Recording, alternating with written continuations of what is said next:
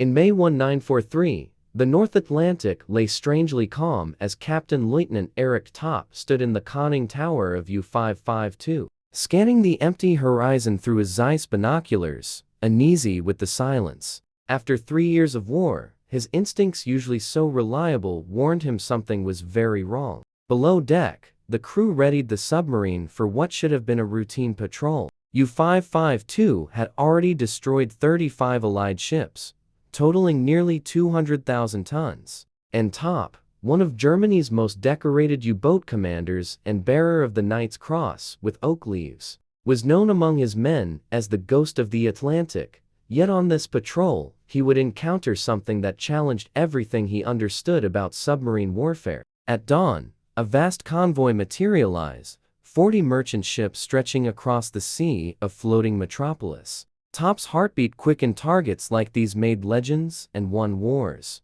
He raised his hand to order the attack, when a sound split the air, a sharp electronic pulse that had no place in nature, freezing his blood. The noise came from above. Only months earlier, in late 1942, Germany had dominated the submarine campaign. U-boats operated in deadly wolf packs, guided by intelligence that read British naval signals almost instantly. Admiral de Nitz commanded more than 400 operational submarines, enough to choke Britain's lifelines completely. The statistics were staggering. November 1942 alone, U-boats sank 119 Allied vessels, totaling 729,000 tons, while British merchant losses exceeded new ship construction by 300,000 tons monthly. At that pace, Britain would starve by summer 1943. Churchill later wrote that the U-boat menace frightened him more than any other threat, even more than the Battle of Britain. But by May 1943, something profound had shifted.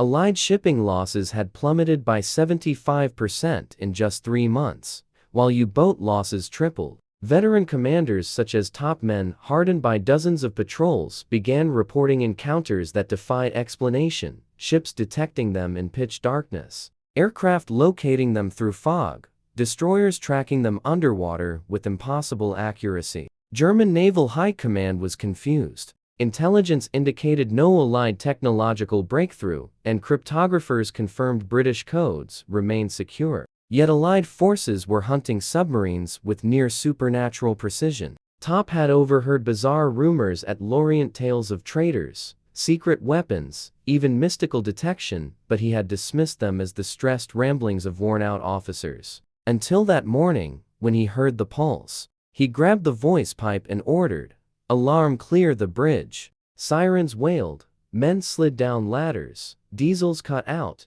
and electric motors engaged as U-552 tilted into a dive. But Topp sensed something was off. The pulse had come from directly overhead, yet no aircraft had been visible. Only scattered clouds hovered at 3,000 feet. "Level at 60 meters, he commanded. Silent running. In the dim control room, First Watch Officer Klaus Bergton asked quietly, "Captain, what did you see?" Topp replied, "Nothing, but I heard something. An electronic signal. Very high frequency." Bergton frowned. "Astic?" "Not astic," Topp muttered. "Something else." Minutes crawled by. Only the low hum of motors and the creaking pressure hull filled the silence. After 15 tense minutes, the hydrophone operator heard aircraft engines approaching, twin-engined, heavy, likely a Liberator. Ice washed through Topp's veins. They had dived 12 kilometers from the convoy. The bomber should have been searching near the merchant ships, not directly over them. Yet somehow it came straight to their hiding place. Depth charges thundered down 6 blasts, each closer than the last. The hull shuddered, lights burst, and men clung to handholds as the boat lurched violently. But they were deep enough that the explosions remained survivable. After 20 minutes, the Liberator departed, and Topp surfaced an hour later. The vast convoy had vanished over the horizon, a full day's pursuit erased. In his patrol log he wrote, "Detected by unknown means while still surfaced. Aircraft arrived within minutes without visual contact. Recommend examination of possible new Allied detection technology." He did not yet know he had encountered centimetric radar, a technology so secret that even many Allied officers scarcely understood it. 3 days later, Top located another convoy and vowed to be cautious. He remained submerged during daylight, tracking ships by periscope, planning a night attack the domain where U-boats held every advantage. Submarines of 1943 were surface ships that could dive briefly. They moved faster above water, saw farther, and could use deck guns to save torpedoes. Night attacks were their natural habitat, shielding them from aircraft and hiding them from escorts. At 2,300 hours, U-552 surfaced 8 kilometers from the convoy under an overcast, moonless sky with visibility under 500 meters. Perfect attack conditions. Top saw the faint silhouettes of merchantmen while remaining invisible himself. Battle stations. Prepare tubes 1 through 4, he ordered. Within minutes the bow tubes were ready. Top calculated the firing solution speed, course, angle almost instinctively after years of combat. He lifted his hand to fire when the sea erupted into blinding white light. A starshell burst overhead, transforming darkness into brilliant day. U-552 sat exposed like an insect under a lamp. Top whipped around to see a British destroyer racing toward them, its bow wave glowing in the artificial light. It had appeared out of nowhere, no warning, no radar trace, simply materialized. But it was too late to run. The destroyer was already nearly on top of them. As U-552 dipped into its dive, Top glimpsed the destroyer's depth charge racks swing open. The first pattern detonated as they passed 30 meters. The submarine bucked savagely. Insulation rained from the ceiling. The main electrical panel sparked and died. Damage report. Top yelled. Stern diving planes jam. Hydraulic leak in the control room. Port motor overheating. More depth charges closer, heavier, crushing. The hull groaned, steel bending beyond safety. Take her to 180 meters. Top ordered a depth deeper than recommended, but their only chance. For 3 hours, the destroyer hunted relentlessly, staying direct. That evening, Top spread his charts across the wardroom table as Bergton and Herman gathered beside him. Look at this, he said, marking the positions in red. 14 times we've been detected in the last 3 weeks. What do you notice? Bergton examined the marks carefully. They occurred in different conditions: daylight, night, fog, clear skies, surfaced, at periscope depth, near convoys, far from convoys. Exactly, Top replied. There's no pattern to when we're found. Which means they can detect us anytime, Herman finished softly. The 3 men exchanged grim looks as Top pulled out another chart, this one showing U-boat losses across the Atlantic. The numbers were crushing. In just the first 20 days of May, 31 U-boats had been destroyed, more than in all of April, more than any month of the war. The Americans are building Liberty ships faster than we can sink them, Top said. Last month, they launched 140 merchant ships. We sank 56. That's a net gain of 84 for the Allies. Every month they grow stronger, and every month we weaken. He sketched 2 lines on the graph, one rising, one falling, and they crossed in July. If this continues, by summer, we won't be able to sink enough ships to matter. The convoy system will be unbreakable. And if we can't break the convoys, he didn't need to say the rest. They all knew that Germany's strategy depended on starving Britain into submission. Without U-boat success, the war was unwinnable. Bergton finally voiced what all 3 were thinking. What changed? 6 months ago we were winning. Now, we can barely survive a patrol. What did the Allies create? Top shook his head. I don't know, but it isn't just one thing. They're spotting us on the surface, probably radar, but far more advanced than anything we've faced. They're finding us at night, which should be impossible. And they're tracking us underwater with accuracy far beyond ASTIC. Herman opened a technical manual. Our METOX receivers can detect British radar at 30 kilometers, but aircraft are finding us without METOX giving any warning. Either they've built a radar using new frequencies, Top said, or METOX simply doesn't work anymore, which means every U-boat in the Atlantic is blind. The realization was chilling. Hundreds of submarines relied on METOX to alert them to approaching aircraft. If METOX was now obsolete, they were all sailing into ambushes. Top made his decision. I'm breaking radio silence. Naval Command must hear this. It was dangerous. British direction-finding stations could locate a transmission within minutes, but the risk had to be taken. He drafted the message carefully, detected repeatedly by unknown means. Aircraft locate U-552 in zero visibility. Surface radar detection without METOX warning. Night attacks by destroyers with impossible accuracy. Request immediate technical analysis. Top. The radio operator encoded and sent the burst, then the boat dove and changed course as protocol demanded. 6 hours later, a reply arrived. Your report acknowledged. Similar reports from multiple boats. Technical investigation underway. Continue patrol. Denitz.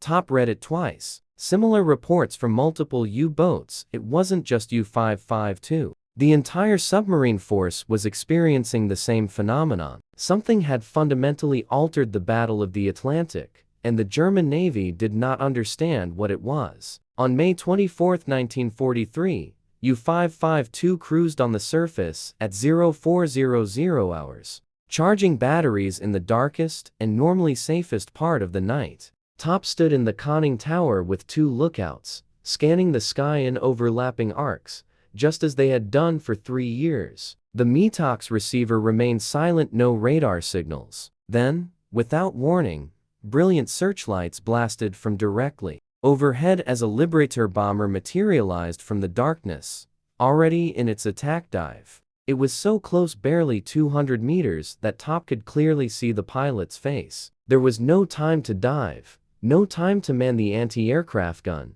no time for anything except watching the depth charges fall. They hit the water as U-552's bow dipped under. The first blast struck at 15 meters, so shallow the full power of the explosion slammed into the hull. Lights died instantly. Emergency lamps flickered, then failed. In the sudden blackout, men shouted as metal groaned and ruptured pipes sprayed icy water. Battery lanterns snapped on, casting the compartment in red gloom as Top staggered into the control room, ears ringing. Reports came one after another, worse each time. Flooding in the forward torpedo room, stern planes unresponsive, a crack in the pressure hull near frame 47, water entering the battery compartment. Top processed the grim cascade with cold, experienced clarity. U-552 was dying.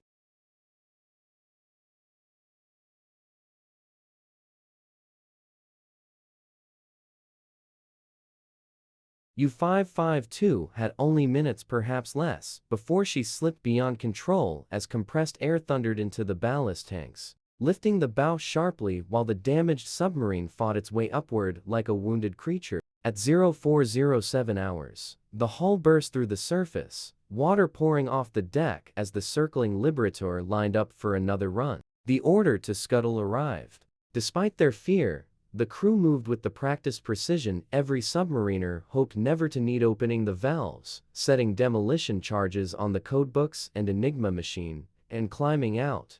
The Liberator made one more pass, but released no ordnance. The aircrew could clearly see men on deck, and the U-boat was finished. Top was the last to leave, pausing in the conning tower as if witnessing the death of an old companion. U-552 slowly dipped, stern filling first, bow lifting skyward. 3 years of war, 35 ships sunk, and countless patrols survived, all ending at the hands of an enemy they never even detected. As water reached the tower, Top leapt into the freezing Atlantic. When he resurfaced, his boat had vanished, leaving only scattered bubbles and drifting debris. The Liberator dropped life rafts and departed. And 2 hours later, a British destroyer collected 42 survivors from the original crew of 48, wrapped in blankets and sipping hot tea on the destroyer's deck. Top finally learned the truth. A young British officer showed him a glowing circular radar screen. "That's how we found you," he said gently. "Centimetric radar. We can see you from 30 kilometers away in any weather, day or night. METOX can't detect it, it's on a completely different wavelength." Top stared at the display, each green return representing a U-boat visible, exposed, and vulnerable. "How long have you had this?" he asked. "Since March. Every escort, every aircraft. The whole Atlantic is covered." Something inside Top shifted, not despair, but the cold realization that the war was already lost. The German submarine campaign relied on invisibility, on disappearing into the Atlantic's expanse and striking unseen. But if the Allies could observe every U-boat, chart its movements, and respond instantly, then the advantage was gone, and so was the future of the campaign. The arithmetic was merciless. Germany could replace submarines faster than the Allies could sink them. But the Allies could replace merchant ships even faster, and with centimetric radar, they could shield them with unmatched effectiveness. The Battle of the Atlantic had effectively ended, though Germany had not yet realized it. May 1943 would be remembered in the Kriegsmarine as Black May. 43 U-boats lost nearly a quarter of the operational fleet and over 1,000 submariners killed. Confronted with losses he could neither explain nor prevent, Admiral Dönitz made the only possible choice. On May 24, the very day U-552 was destroyed, he ordered all U-boats to retreat from the North Atlantic, an undeniable admission of defeat. Officially, it was temporary redeployment for technical improvements, but every submariner understood the truth. The Battle of the Atlantic had been lost. The technology that broke them was centimetric radar, powered by the cavity magnetron, created at the University of Birmingham in 1940 and refined by American engineers at MIT's Radiation Laboratory. While conventional radar relied on 1.5-meter wavelengths, centimetric sets operated at 10 centimeters, providing far sharper resolution and remaining entirely undetectable by German METOX. By March 1943, nearly every Allied escort and patrol aircraft carried the new system, able to detect surfaced U-boats at 30 kilometers in complete darkness or fog, track periscopes at 5 kilometers, and even pick up snorkels. Its effect was immediate and catastrophic. In March 1943, U-boats sank 108 Allied ships. By June, the number fell to 28, and by July, to 17. Meanwhile,